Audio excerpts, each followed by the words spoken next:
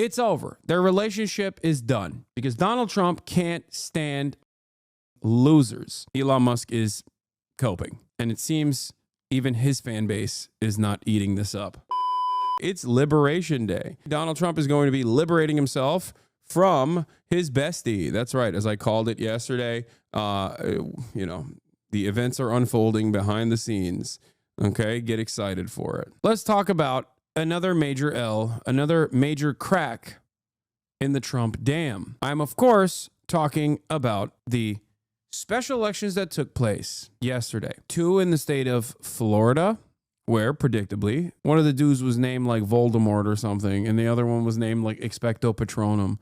Very weird race. Yeah, Gay Voldemort versus Expecto Patronum, and then Randy Fine versus, I think, Josh Vail. And both of those were obviously deep red districts, and they went to the Republicans. One was replacing Mike Waltz's seat because he's too busy following gay porn accounts and also doing group chats with memes as he discusses classified information. Turns out Mike Waltz loves setting up Signal group chats. He is the group chat god. Anyway, he left his seat to become the national security advisor so he could do group chats with J.D. Vance and numerous other people where they discuss classified information about pummeling other countries into the ground with bombs. And now he will be replaced by another Republican.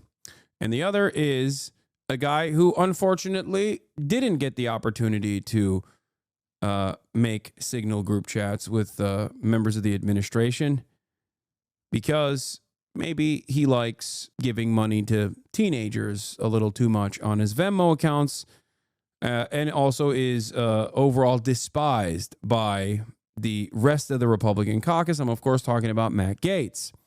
Matt Gaetz left his seat because he was supposed to be the attorney general. And, of course, there was a very public battle by the Republicans as well as the Democrats to not let him have that moment in the spotlight. For that reason, Matt Gaetz is no longer in office, and instead,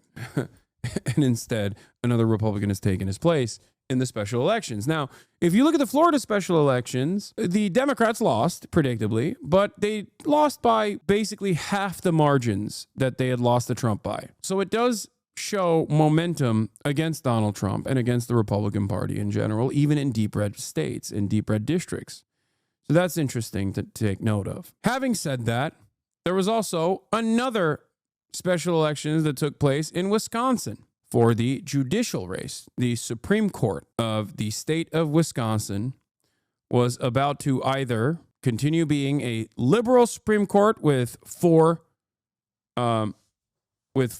justices that are liberal and 3 that are conservative, or 4 justices that are conservative and 3 are liberal. There's 2 candidates that went up against one another, and Donald Trump spent a ton of money. Or not Donald Trump, sorry, Elon Musk, apologies, spent a ton of money on that race. And given the tendency for Democrats to show up big in special elections, especially because they've captured the attention of high propensity voters, given the tendency for the party in charge to lose special elections in general, especially if they are unfavorable, as is the case with Donald Trump, the Wisconsin judicial race ended with the Democratic-backed candidate winning. Let's take a look.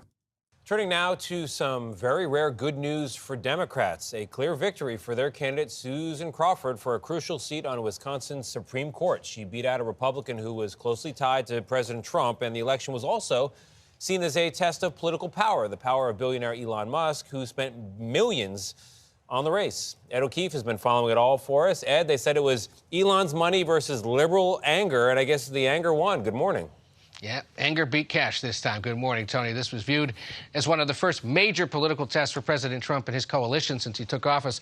Elon Musk and his America PAC poured more than $20 million into the race, and he made a high-profile visit to Wisconsin, rallying support for conservative judicial candidate Brad Schimmel, and as you see there, personally handed out million-dollar checks to 2 voters. Schimmel embraced the president's endorsement and Musk's donations while stating he wouldn't be a reliable yes vote on the bench for either if elected. While Crawford made a point in the closing weeks of running against the Musk money. Her victory secures a liberal majority on the state's highest court. Although mega donors aren't new to politics, this became a rejection of the world's richest man and his attempts to sway an election in a key state.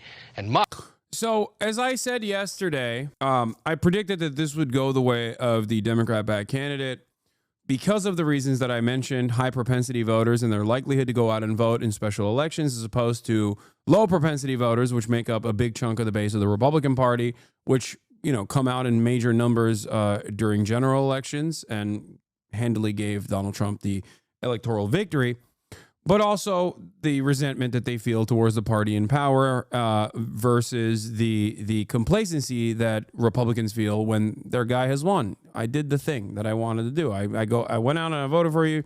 You won. What more do you want from me? Here's the thing. There was an additional factor here at play that I think made the margins of victory for the Democrat-backed candidate way higher, because it was likely that she was going to win, but not by this margin of victory. And the reason was Elon Musk. As I said before, a couple things that I predicted was that Elon Musk is patently unlikable, just a truly disfigured, horrifying, monstrous type of person with a weird accent, and is entirely too neurodivergent for average normies to look at and go, yeah, I like this guy. If he didn't have the trifecta of things that the average American, especially in the middle of the country, despises, perhaps he could be a little bit less of a burden on these races. But he is quite literally all of the things that are cringe. He's incredibly cringe. He's not charismatic at all. He is neurodivergent, but not necessarily in a way where it's like, oh, this guy's brilliant, but neurodivergent in a way where people look at that and go, you can't finish your sentences. I don't know what's going on. You're stuttering all over the place. These are optical things that American voters care about, okay? He also is a billionaire elite, and people don't really like when billionaire elites are directly trying to impact elections. But last but not least, he's also too foreign. He is a foreign billionaire elite that is trying to personally manipulate the outcome of an American election. He is everything that people claim George Soros is doing. And while Twitter might glaze Elon Musk in ridiculous ways, Twitter is not real life. While us living in liberal enclaves might see the worst of the worst of the Republican MAGA base, blue enclave right-wing reactionaries who love Elon Musk, the average American's attitude about Elon Musk is not so hot. And that is reflected in the polling data anyway. But that was once again solidified last night. I think Elon Musk's physical presence on this race and his direct interference was a major burden. And it was very important for Elon Musk to actually win this race, because Elon Musk's time in the administration, as he uses the administrative state like a flashlight, is predicated upon a couple things. One, direct cash infusions to the Trump administration, to the Trump campaign, to Donald Trump in general. But more importantly than that, Elon Musk presented himself as a attack dog for Donald Trump. Elon Musk stated time and time again that he would spend endless amounts of money on primaries against Republicans who actually dared to step out of line with Trump's agenda. Elon Musk wanted to prove himself in this space by going foolishly to Wisconsin to prove that he could spend endless amounts of money on a Wisconsin race, a Wisconsin special election that was more costly overall than a senatorial race. Think about how insane that is. And last night, he failed in spectacular fashion in a way where every analyst basically reported Elon Musk's presence in this race was a giant burden for the Republican Party. And I also predicted last night that this would be the turning point between the relationship of Donald Trump and Elon Musk. While Donald Trump, I said, would most likely still, quote unquote, defend him publicly, but not to the same severity that he used to, it's over. Their relationship is done because Donald Trump can't stand losers. And it turns out today that's already being reported on. As I said last night, I said the first real moment for the Trump-Elon split, he can't stand losers. It turns out there's already a political reporting on the matter. Trump tells Inner Circle that Musk will leave soon. He's so fast with it. Now we wait for the relationship between the divas to deteriorate publicly. The copium And the sea of this celebration for the Democratic Party came from Elon Musk, who said, I expected to lose, but there is value to losing a piece for a positional gain. There was no value. Elon Musk is coping. And it seems even his fan base is not eating this up. That's the situation in Wisconsin. Became a lightning rod amid his ongoing attempts to dismantle parts of the federal government. Also Tuesday, down in Florida, they held two special elections for House seats to succeed former Congressman Matt Gaetz and National Security Advisor Mike Waltz. As expected, Republicans easily won in the ruby red districts, but Democrats cut into the larger margins the GOP had enjoyed last November. Keeping these seats was key for Republicans as they attempt to pass more of the president's agenda. There are now 220 Republican seats, 213 Democratic seats, a narrow margin in a party that has known to have a few no votes, Gail. All right, we're paying attention, Ed. But before you go, yesterday, you know this, Senator Cory Booker made history, breaking a record for the longest Senate speech at 25 hours and 4 minutes. No bathroom breaks, no food. He was protesting what he called a crisis brought on by the Trump administration's policies. When our founder said we must mutually pledge to each other, our lives, our fortunes, and our sacred honor. We need that now. Yeah. I don't care about this. Okay. And we I'm going to skip the Cory Booker stuff for now. I'll get back to it later. We have breaking news right now. Sources tell ABC News Elon Musk could be taking a step back from his role in the administration. Musk is classified as a special government employee, which only lasts 130 days, but it's been widely rumored the White House could take steps to extend his role. Let's bring in ABC News senior reporter Catherine Falders for more on that. Catherine, what are you hearing?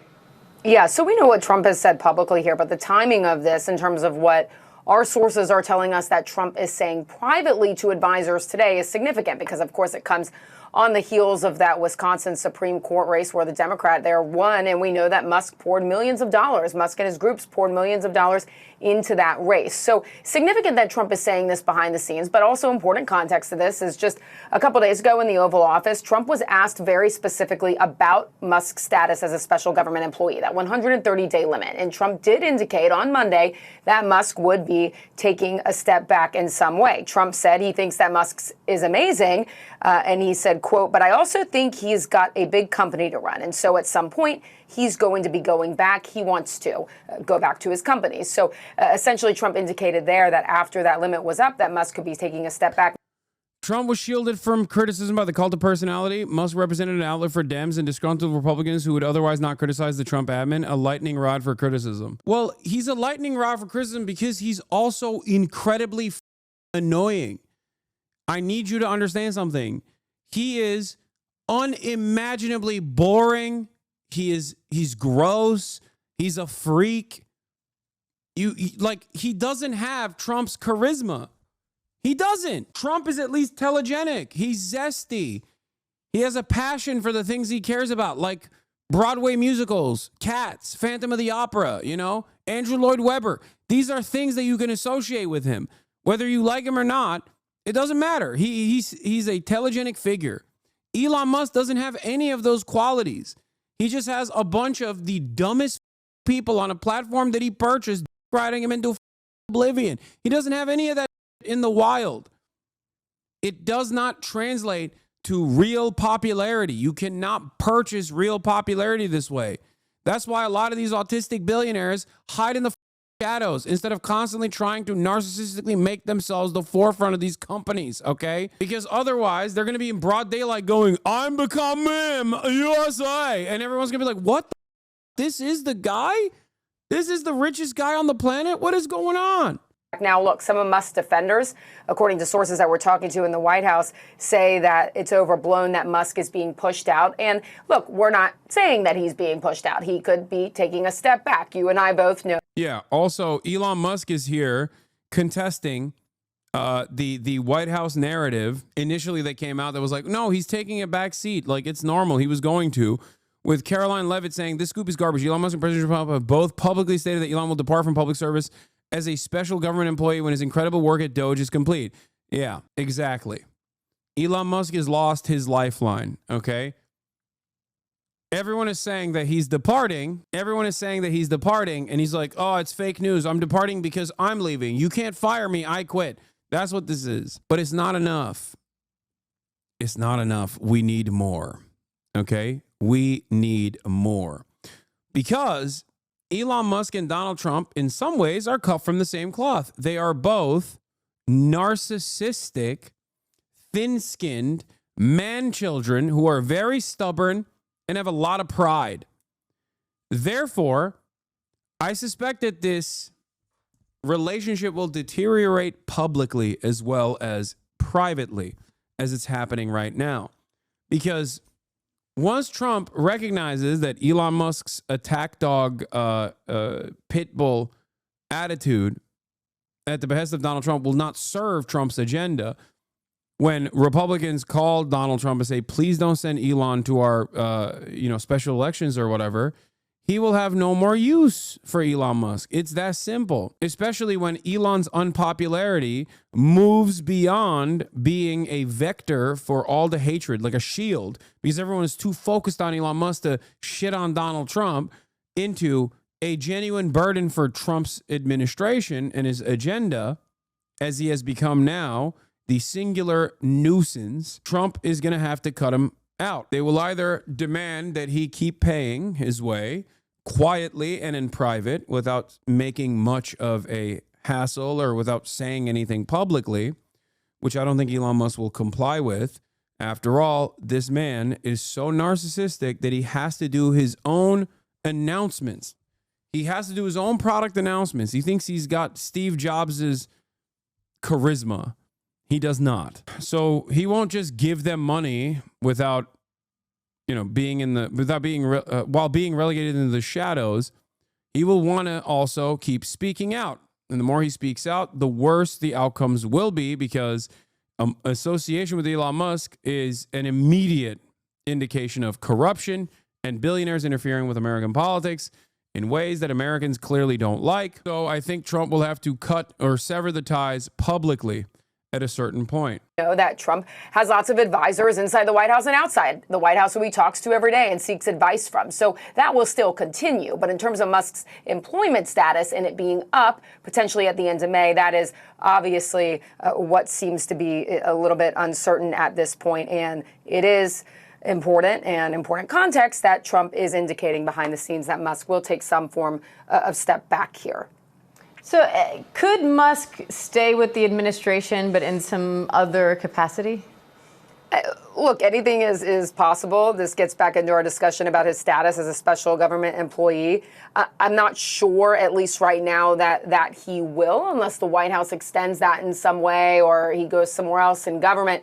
It appears that his status as a special government employee could be up at the end of May. But that, again, doesn't mean that he won't be advising President Trump. Trump isn't saying behind the scenes that he's soured on Musk. In fact, he remains satisfied and pleased with what Musk has done across the government in terms of cost cutting, despite it being challenged in the courts and despite the pushback here. So I'm sure he will remain a voice in President Trump's ear, regardless of what happens here in the next few weeks. All right, senior reporter Catherine Falders, thank you.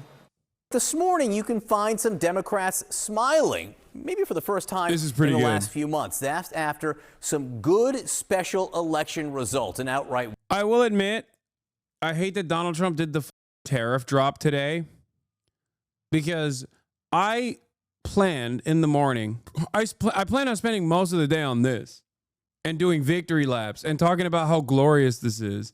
And then Donald Trump came in and destroyed the economy with the stroke of a pen. And it ruined my plans of talking about how Elon sucks and how everybody hates him. If I were in his shoes, I'd just go away. Win in Wisconsin and some better margins in the state of Florida. So what does it all mean? I admit this is a bit of an overreaction. Like, Trump is honestly going to pass on access to a limitless checkbook simply because the dude is a Thorbjorn man? Yes. What really happened? CNN chief data analyst Harry Enton is here. Let's start with a little bit of Wisconsin, right? An amuse-bouche on Wisconsin. This was a race. Elon Musk spent big in this race to sway the Supreme Court race there. And he also went to Wisconsin, which may honestly have backfired. Yeah, I think it may have backfired. Look, I think if there's one thing we should be taking away from the results in Wisconsin and the polling that we have from Wisconsin and national, if you are a Republican candidate running in a swing state, you don't want Elon Musk anywhere near you. Yes, maybe you like the money, but you do not want his presence in your state. Why is that? Elon Musk, simply put, is an unpopular guy.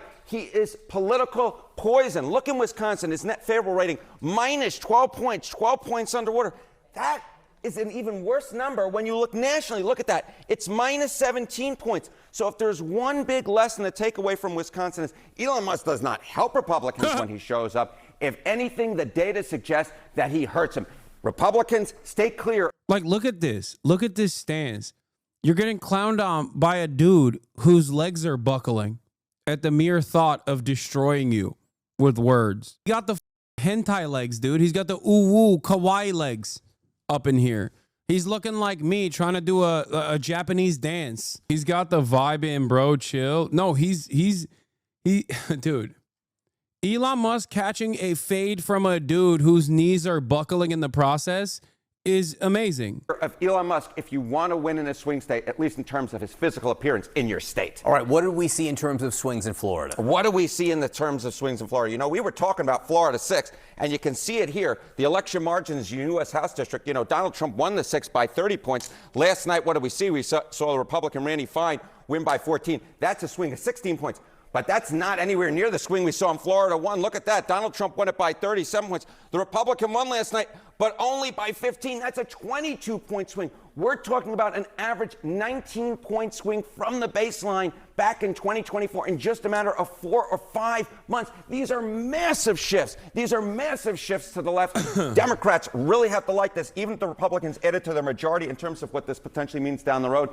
You take this type of swing, you put it on some swing districts, that's very good news for Democrats. Now, all of us who have this certain political sickness over the last 24 hours, we're talking about Kansas, Harry. Why are we focused on Kansas? Kansas is on my mind, and it's not just because I want to go home toe-to-toe. Look at this. Kansas 4th District election margins. If you go back in time to 2017, what did we see? You know, you remember back in 2016, Donald Trump won the 4th District by 27 points. And then all of a sudden, this ruby red district, Ron Estes won in April of 2017, but just by 6. Ergo, a 21-point swing. Very similar to that average 19-point swing we saw in those deep red districts last night in Florida. And then you say, okay, this tells us something about the political environment going into 2018, where Republicans, of course, lost. And of course, generally speaking, we look back, special elections and midterm results. If a party outperforms in a special election since 2005, 5 out of 5 times they want to win the U.S. House. Perhaps last night in Florida is a sign of things to come. And again, it's an explanation of why Elise Stefanik is not going to be the ambassador to the United Nations. All right, Harriet, and thank you very much. Okay. Thank you, guys. Joining us right now to talk more about this is Democratic Congressman from Wisconsin, Mark Pocan. Congressman, thank you for coming in. This was a big win last night, a win by 10 points for this state Supreme Court seat. What do you... The worst thing about this is that the Dems will just say, yeah, we don't need to do shit and just win. I mean, I feel like they didn't need any proof to do that anyway, because when their approval ratings are plummeting, they're still saying, we don't have to do anything. I'm going to be very honest with you. I don't think they need any sort of evidence that their incompetence is actually helping them fail upwards. They just would have done what they were going to do, which is nothing regardless. Who take as the biggest lesson or takeaway from last night? And for the record, their approval ratings show that they are still very much out of favor. People do not with them. Trust. Oh, thanks for having me. I mean, clearly, this not only was a 10-point win in a purple state, but the turnout was so high. It was people coming out to say what Elon Musk and Donald Trump are doing is not supported. People don't want their health care and long-term care cut. They don't want education cut. They don't want food assistance cut, all so that Elon Musk and Donald Trump can get a tax cut. This was a very... Yeah, there's another not so great morning for Elon Musk. Tesla Q1 deliveries worse than expected. For tariffs, one widely anticipated number are Tesla deliveries, and for that, we'll turn to Phil LeBeau. Hey, Phil. May even get tired. Hey, Carl, we knew these would not be good-looking numbers, and they are. Bro, this is literally what I was looking for in terms of memes. This is what I was demanding. Of winning, and you'll say, please, please, it's too much winning. We can't take it anymore. Mr. President, it's too much. And I'll say, no, it isn't. We have to keep winning. We have to win more. We're going to win more. Amazing. Someone needs to superimpose that with like crying HVAC business owners with like a red filter over them too, and they're just like, whoa, why? With the repeat of him saying, we're gonna keep winning, we're gonna keep winning. Elon Musk irritates some in the cabinet and some in the administration. Trump still likes him. He also recently told Trump team he wants to spend $100 million through Trump groups. Musk is a useful heat shield for Trump, as evidenced by him hurling himself into the Wisconsin race to the bewilderment of some around the president. Yeah, I think he could have also just dumped some money in the Florida races and called it a day. That's also what's so stupid about this. Because he could have considered this a major victory, but instead he went to Wisconsin, a race that was not going to be won by the Republican-backed candidate anyway. Are worse than expected. 336 and 68 vehicles. 336,068 vehicles delivered in the first quarter for Tesla. For a point of reference, the street was expecting the street account was expecting, based on analyst expectations, a 371. Most were saying 350 to 360. Now they're coming in at 336,068. Production of 362,615. So for some point of reference here, you're going back to Q2, maybe Q1 of 2022 in terms of the last time that they had production this or deliveries this low for one quarter. So again, Tesla deliveries worse than expected at just over 336,000 deliveries in the first quarter. Guys, I'll send it back to you. That's horrible. Can I just ask Phil, how about the Cybertruck? How's that doing? You got a little inventory there in the Cybertruck? Well, you want to know something, Jim? I saw a video over the weekend of Cybertrucks that were parked waiting in a lot in Paramus, New Jersey. Now, does that mean that they've been sold and they're waiting for delivery? There were a lot of them. When I saw the video that was sent to me by my producer, I said, holy mackerel. Wow. Now, they do this where they bunch them up and then they deliver them. And when you've reached them in the past, they've said, well, don't worry about it. We're going to be delivering these vehicles. Their Q1 delivery numbers in the U.S. for the Cybertruck, I'd have to go back and check, but they're not huge. I want to say 7,000, something like that. Something like 2,500 a month, roughly speaking, were delivered. But overall, this 336 number, I understand what people are going to say. You won't see a ton of pressure here because if you're into Tesla, you're into AI, robotics, autonomous vehicle technology. Yeah, I've been doing That's that, the future. Yeah. But in the meantime, you've still got to go on the monthly numbers, and the delivery numbers for the first quarter below what the street was expecting. Hey, Phil. Rand Paul says tariffs raise prices on Fox News. Yeah, I mean, he's a libertarian. Of course he despises tariffs. Are you kidding me? Now for getting behind this. Well, one, we should not live under emergency rule. The Constitution said taxes are raised by Congress. Most specifically, taxes originate in the House and come to the Senate. So I'm against emergency rule. But on the tariffs in particular, on the idea of trade, trade is proportional to wealth. The last 70 years of international trade has been an exponential curve upwards, and the last 70 years of prosperity has been upwards also. We are richer because of trade with Canada, and so... Fantastic. I love the Democrats associating themselves. Like, the Democrats criticizing Trump's insane tariffs is one thing. But the Democrats associating themselves alongside Rand Paul with, like, free trade, that is ironically a big part of the reason why Trump won places like Michigan the first time around against Hillary Clinton, who was associated with NAFTA, is so stupid. A major own. It's kind of funny. I want to hear what Bernie has to say about this, because I haven't heard what Bernie's take is on this stuff at all, because I feel like it's one of those. He's not shy about agreeing with Trump in ways that I don't even agree with Bernie Sanders. Like when he's like, yeah, there's a problem with immigration.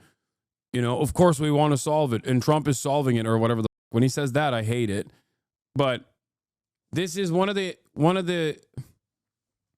unique moments where Bernie would be like, yeah, tariffs are not necessarily the worst thing.